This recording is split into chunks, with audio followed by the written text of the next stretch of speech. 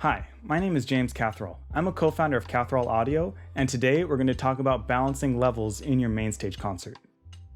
So the main things we're going to be working on is how to avoid clipping and how to make sure that all of your different instruments and sounds are all at the levels that you want them to be. So let's start with clipping. That's when you're pushing your volumes too loud and you're going to start introducing digital distortion into your sounds. And digital distortion is something that you don't ever want in your MainStage concert. And then next, we'll be talking about balancing the levels in your concert so that each of your different sounds can work well together and everything can come across clearly at the volumes that you want. So let's get looking at our MainStage concert. The first thing we're going to look at is this output meter right here. This gives me a nice visual display in my workspace so that I can know when I'm clipping at a quick glance. This is pretty easy to bring into your concert. All you need to do is go into layout mode. And then at the bottom of the controls is this master level. I can click and drag that in, and that's exactly what this is. I just changed the look of it a little bit so it matches the aesthetic of my layout. All right, let's go back to edit mode. I'm gonna start by going to the concert level and then clicking on this fader. And then under mappings, I wanna bring it to output 1, 2, which for me is my main outputs in this concert. You just wanna make sure that you're setting it to whatever your main outputs are that you're using. And then I want to set this one to volume. Next, I'm going to go over here to these two columns. I'm going to click on output 1, 2 again, and then I want this to be level. And these two columns represent the two outputs. The left column is output 1, the right column is output 2.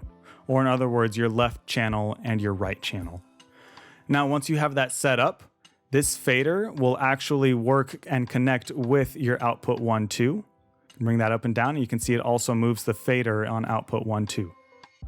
And then we can go to our first patch, and we can see what it looks like right here with these two level meters. You can see it shows it right there. One of the things I don't really like about it is sometimes it turns red at the top, which will make you think that you're peaking or that you're clipping, even though you're definitely not clipping in your channel strips. So one of the main things you want to make sure of in your concert is that you're not clipping. Talked a little bit about what it is, but now let's talk about how you can check that you're not clipping in your concert.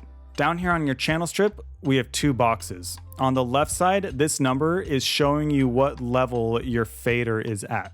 So if you bring it up or down, it's going to change that number. Or you can double click and type in a number and hit enter. And then this number on the right is showing you the peak level that channel strip got to while you were playing.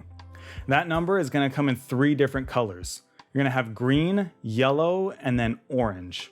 The green means that you're totally in the clear, you have plenty of headroom, you're not getting that close to clipping. The yellow means that you're getting pretty close to clipping, but you're not quite clipping yet. And then when that whole box turns orange, that means that you're clipping and you're going to want to bring those levels down. The one you want to pay most attention to is your main output. So to start with each of my concerts, I usually bring my main output down to -6. So I'm going to double click and type in -6. I start by bringing that fader down just so I give myself plenty of headroom. I want to stay as far away from clipping as possible inside of my MainStage concert. Then after that, when I plug it into my soundboard or my mixer, I'll usually turn up the gain there until it's at a good output through my main speakers. That way, if in one performance I end up playing a little bit louder, I don't have to worry about clipping. I have plenty of headroom, so if I play a little bit louder, I'm not going to start introducing that distortion. It also gives me room so that if I need to turn up one channel strip or one sample, I'm not going to be right up against that clipping level. I have plenty of room so I can turn up some samples and make some things a little bit louder if I need it. You can also reset these numbers just by clicking on them. That way when you're making changes and you want to check your new peak, I can just click that and then start playing and see what my new peak level is at. Now that we've talked about what clipping is and what we want to avoid, let's start working on how we can change our volumes to make sure that we're not clipping. First area I'm going to look at is something that I never want to change. That's up here at the top where it says expression. This will affect the volumes of your channel strips if you click it and bring it up or down. That's going to make it louder or softer. I want to make sure that's always at 127. Next one, and this is the one that everyone probably thinks of first, is the fader down here. I can click and drag these up or down to change those volumes. But I'm going to tell you don't use the faders, and here's why. Those faders are really easy to change. You can be in your concert and then accidentally click and drag a fader up or down, and now all that work you did on balancing is ruined. Once you start getting into big concerts, you're not going to remember where all of your faders were at, and so if something gets changed, it's going to be impossible to put it right back where it was. It also gives me the ability to use those faders during performances. If I'm using something like Logic Remote, I can pull those faders up or down and start balancing during concerts without having to worry too much about messing up all the different balancing. So now that we've talked about the ones that I don't think that you should use, let's talk about the ones that I prefer using. First one is going to be in the EQ. I can bring in the EQ by clicking right here on this channel strip where it says EQ, and this brings up the plugin. And on the right side here, see the word gain, and then it has 0. So this is where I can change the overall gain of this channel strip using the EQ plugin. You can click this fader and bring it up or down, or I can double click these numbers and type in a new one. And that'll change that overall volume. This is definitely better to use than the faders because it's a little bit more difficult to get to, so it's less prone to getting changed accidentally. I still don't really like using it because I'll have this window open often to change and tweak the EQ of this channel strip. So let's go to my most preferred one that I like using the best. I'm going to go to the right side of the channel EQ button, and that's going to bring down my drop-down menu of all of my different effects. I'm going to go down to Utility, Gain, and then Stereo. I like using this plugin the best because I only have it open when I'm balancing and changing the volumes of my channel strips. So that way it's the least prone to being changed and I can feel confident that it's going to stay exactly where it should be. So here on the left side, this is where I can change the volume of the channel strip. I can click and drag this knob up or down to make it louder or quieter, or I can double click and type in a number.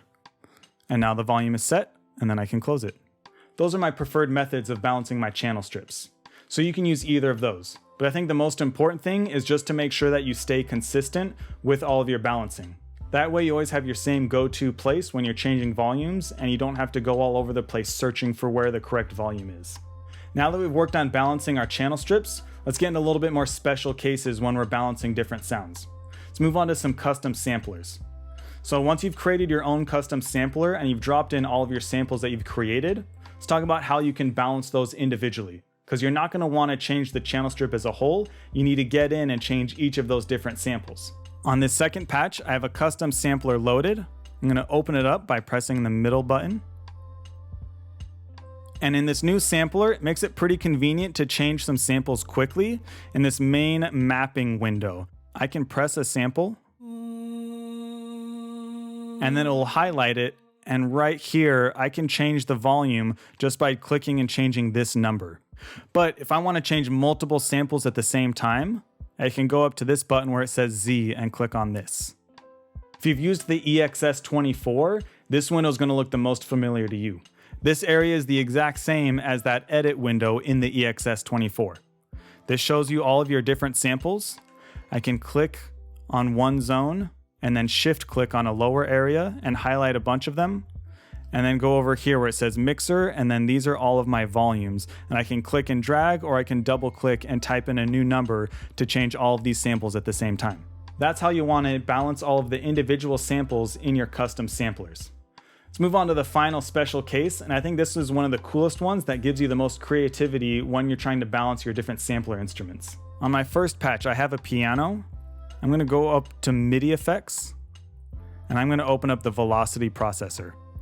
So this velocity processor basically acts as a compressor, but for your velocity inputs. It's going to affect your velocity inputs before it gets to your software instrument. This first mode is a compressor, and it has all of your traditional compressor knobs. We have our threshold. That's going to show where it's going to start compressing your velocity inputs. You have your ratio, and then you have your makeup gain. The other one I use a lot is the value/range. So the value takes all of the inputs and will only output the same volume no matter what. So however hard or soft I press my MIDI controller, right now it's only going to output a value of 32. And I can change that to whatever number I want, up or down on this slider. The other one is range.